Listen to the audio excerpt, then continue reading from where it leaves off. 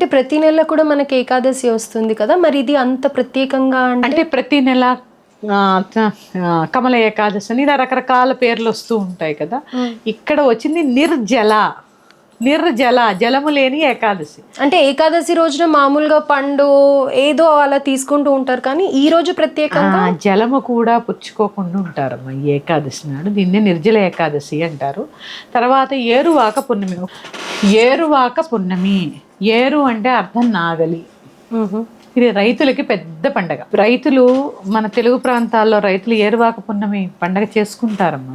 ఎద్దుల్ని అలంకరించి ఆ రోజు పండగ పూజ చేస్తూ ఉంటారు ఎద్దులకి.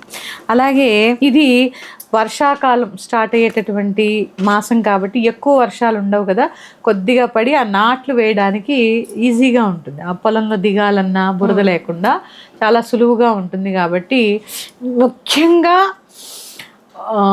ఈ పండగని ఎందుకంటే వర్షాలు బాగా పడి పంట చేతికి వచ్చి ధాన్యం బాగా పండాలని చెప్పి రైతులు పూజ చేసుకునేటటువంటి పౌర్ణమి ఏరువాక పౌర్ణమి. దాంతోపాటు స్త్రీలు కూడా భర్త ఆయుష్ కోసం పూజ చేస్తారు. భర్త దీర్ఘాయుష్మంతుడే ఉండాలని చెప్పి ఈ ఏరువాక పౌర్ణమి రోజు పూజ చేస్తూ ఉంటారు.